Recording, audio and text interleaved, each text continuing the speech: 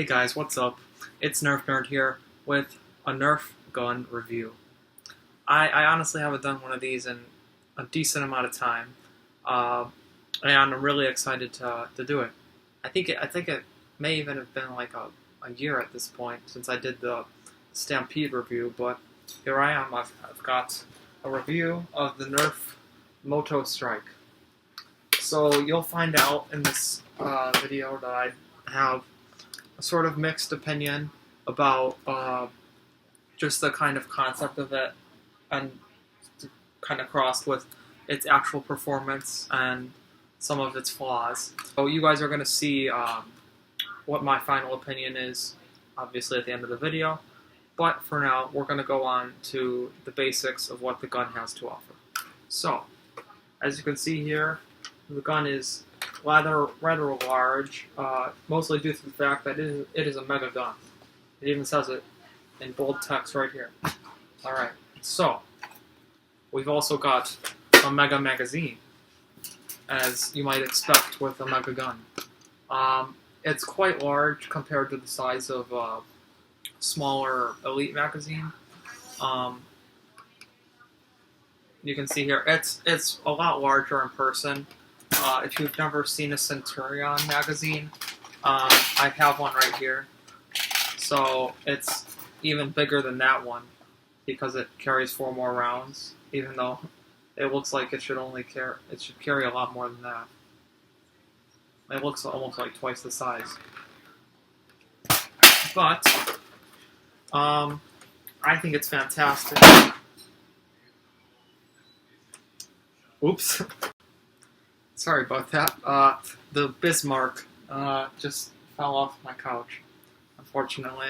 I'm also, as you may have seen, I did a model video a few weeks ago, I think it was, on the USS Cobia, that submarine, which is also up there, obviously. And I think it turned out pretty well. You guys let me know how you liked it.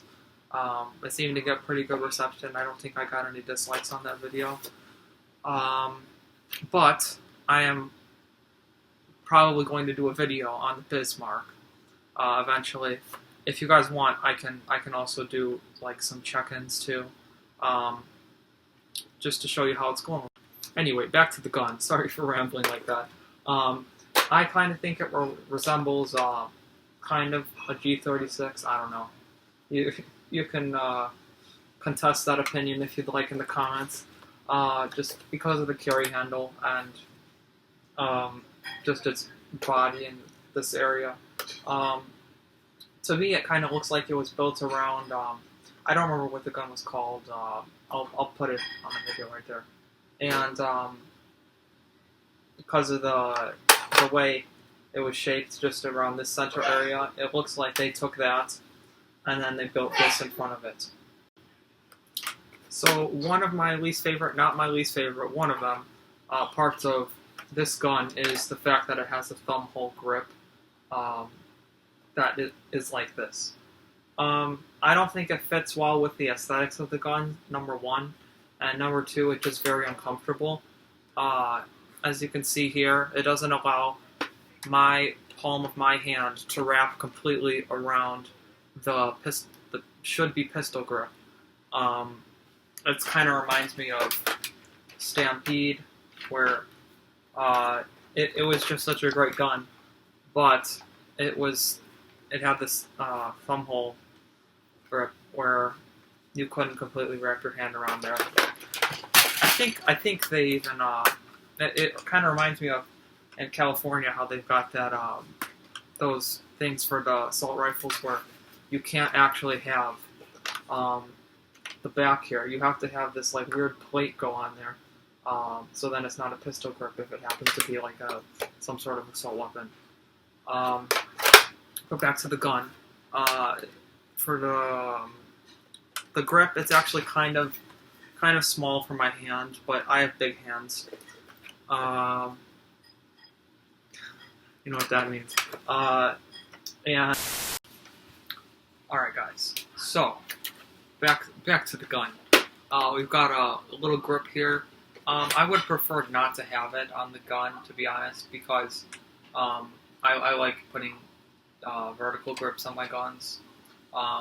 It just allows for more customization, and it's just tactical. It doesn't have a tactical rail up here either. It looks like it should, but it doesn't. And it doesn't have a side rail either. It just has the top one. Most mecha guns are like that, where they don't include a lot of tactical possibilities. Right here we got the jam door. Open that up.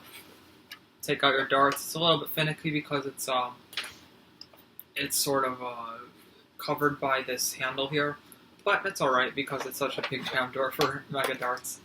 And personally, I think that this handle here is a bad handle. I don't like the handle because of the fact that there's these spikes here.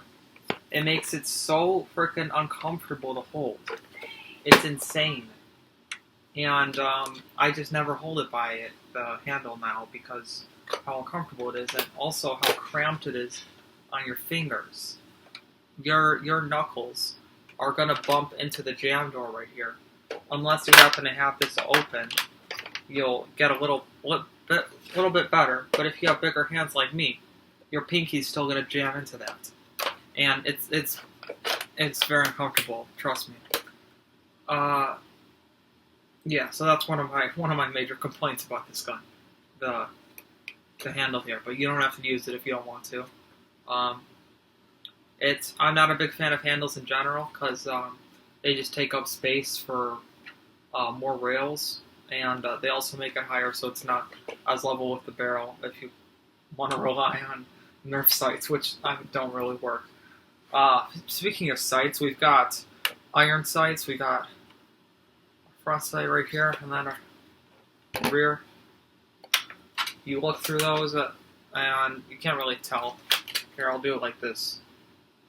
You line up the two back ones with the front, as you might know if you shoot real steel. And then we've got Sling Mount right here, Sling Mount right here, and that's all the Sling Mounts, except on the magazine, which is a so-so magazine. I'll explain that in a minute. It's also got a little sling mount right here. If you happen to have a carabiner big enough to fit this, considering it's so wide. I think it's more for aesthetic purposes, but you could use it for sling if you want. I just think it looks pretty cool to have that addition instead of like the typical, oh, we need to add more space to make it look bigger. Let's make a angle. But yeah, I don't think that has any practicality to it, nor does the little sling thing. Also, the front does not have an attachment point for a muzzle attachment, a barrel attachment, whatever you want to call it. I think it looks a little bit awkward. It's not very intimidating for your barrel to be inside of the shell. I think guns look a lot cooler when they've got kind of the thing sticking out of the shell, and maybe you even have like a little muzzle brake. That's just how I like my guns, but that's personal preference. You can decide if you like the aesthetics or not. And the batteries go back here, as you probably saw in the unboxing part of the video. Yeah, so that's it for how it works. Oh, I just got to show you the magazine going in. So it's very finicky. So I'll explain why. So, as you can see here, if you do this wrong, as in you take this and you are slightly over it, you're going to push it in, or you may not even be able to push it in, but it won't go in. It'll somehow move itself to a point where the ridges don't line up. And that's what I don't like about ridges and Nerf guns on magazines, because they just make it more complicated and stupid when you want to put it in. But if you line it up right, It slides in okay. It's a little bit tight for my taste, but it's alright. The Centurion magazine actually fits in nicer for some reason. I think it's because it has less details and ridges all over it. And it's also older, so somehow it's smaller and it fits better. But this one I would recommend if you are actually going to use this gun in like a Nerf war or something. I would recommend this over the Centurion magazines because of the 10-round capacity. Plus, if you wanted to use a Centurion for a Nerf war, if you're that stupid, you can put your Motostryke magazines inside of it. I don't know. It looks pretty cool to have such a big magazine. It looks kind of stupid, but also kind of cool, depending on which side you look at from. Since this isn't red, it kind of looks weird. This is the ice one. I think I got it from Toys R Us a few years ago, before that thing died. And as you can see, it'll still fire perfectly. So I think that's about it for just explaining how the gun works, what it does good, what it does bad. I think I'll just show you one last thing.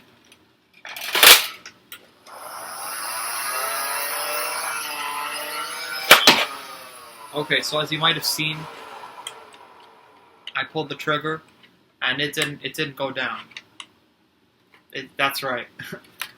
This trigger is so messed up. You'll see more in the firing demo, but I just want to put that out there before. Let's get into the firing demo. Alright guys, so I've got the gun here ready to go. Got the batteries in. Got magazine loaded. Let's get ready to fire.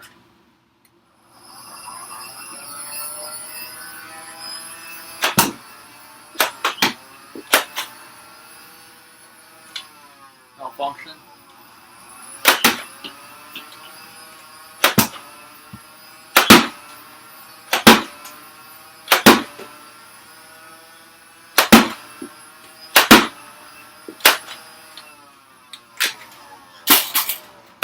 Okay, so as you may have seen, there was a little malfunction there.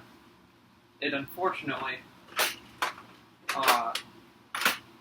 there's an automatic lock on this trigger.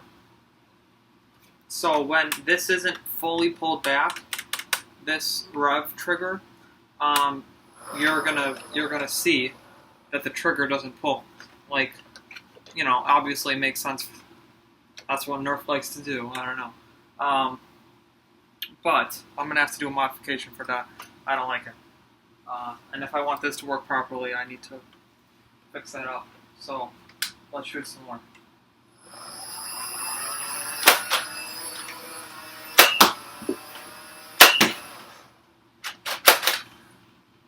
There we go. First jam. But I'm okay with it because this is an old crummy Nerf from some off-brand.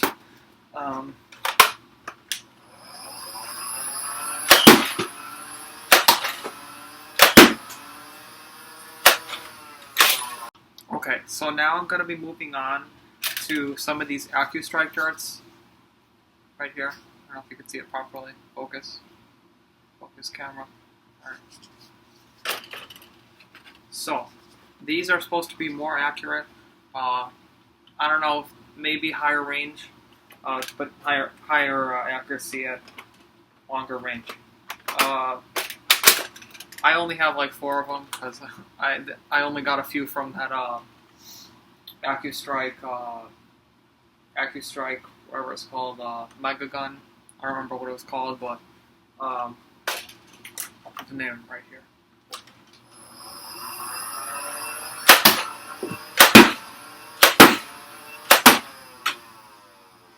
Alright, so those shot a lot better. I'll say that. They definitely, clearly had a higher velocity when coming out of the gun. Just because, I don't know, maybe the design's different. Having a flat surface would make sense to make it have more aerodynamic capabilities. But it works. So I would recommend AccuStrike darts if you have access to them, and you for some reason want to use this gun. All right, so time for the most important part, my opinion on the gun. So I think this gun is atrocious. If you want to use it at a competitive level, you should never use a magazine-fed gun if you don't have access to multiple magazines. The point of a magazine is that you can shoot the gun and quickly refill your ammunition when you run out of it. If you have one magazine, you're very much so decreasing your potential to destroy your enemy. Because, say with the strong arm, it's an okay gun. I mean, it's pretty good for a revolver sort of gun. Excuse me. But I would say that it's better than a Motostryke.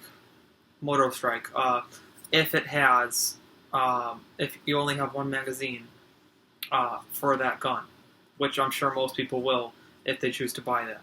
That nobody's gonna go buy a bunch of Motostrikes unless you're a modder or you really just care. I'm not gonna do that because the gun doesn't perform well enough for me to care. I'll get to that in a minute too. But yeah, so any sort of gun like a strong arm will always perform better than a magazine-fed gun that has just one magazine. On the other hand, if you have many magazines, for some reason, I would say that it's a decent alternative to something like a strong arm, because you're going to be able to cook the road where with that gun you only have 6 dart capacity. Preferably you would get 10 dart magazines for the Motostryke if you choose to use it. I'm going too far with this, but I'm sure you see what I mean. Anyway, I think that the gun's main flaw is that it does not have enough reliability.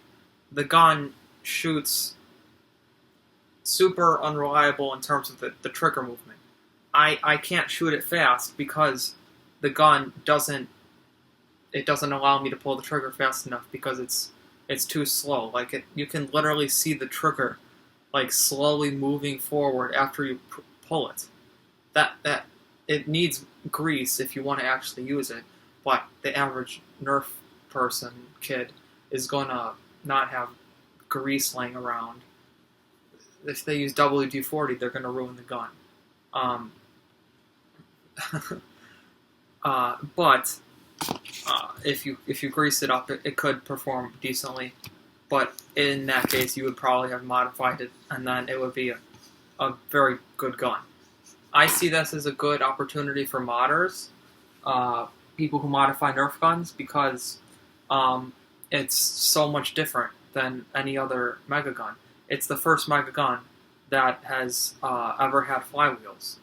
I think that's true. I'm pretty sure that the Mastodon had a spring mechanism like the Stampede here, where it would cycle the spring using gears. But I think that it has great potential for that. But unmodified, it's pretty terrible, pretty crummy. I would not recommend it to anybody. To have fun with it is pretty hard. It just the action of the trigger is just so infuriating that it's just so, because you want to pull the trigger and you can't, because the combination of the lock being super limiting to your movement and the trigger just being slow is terrible. Plus, there's a huge delay from when you pull the trigger to when the bullet actually comes out of the barrel, so it's hard to actually choose your shots. You have to work with elevation, you have to work with windage, you have to work with how fast your opponent is running, and then you have to work with the frickin' delay. for the dart coming out of the muzzle. Anyway, I'm going on a tangent right now. I'm going on a big tangent. I think it's the closest gun that we have to it is the Centurion, and it's definitely better than the Centurion because the Centurion's a terrible gun.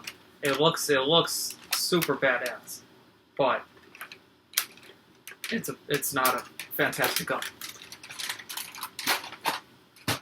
So I would give it like a 5 out of 10 stars out of box, and then probably like a 8 out of 10 for basically being the new Strife. Like, if modded, I'd give it an 8 out of 10 because it's a Mega Strife basically. So that's my thoughts on the gun. I would really like to hear your guys' thoughts. Don't go buying this if you want to be a competitive person. If you want to mod it, sure, it's a cool gun to mod. I can see that being really fun. And it's fun if you ignore the fact that there's all the malfunctions and crap. But tell me what you think of it, and I'll see you guys in the next one.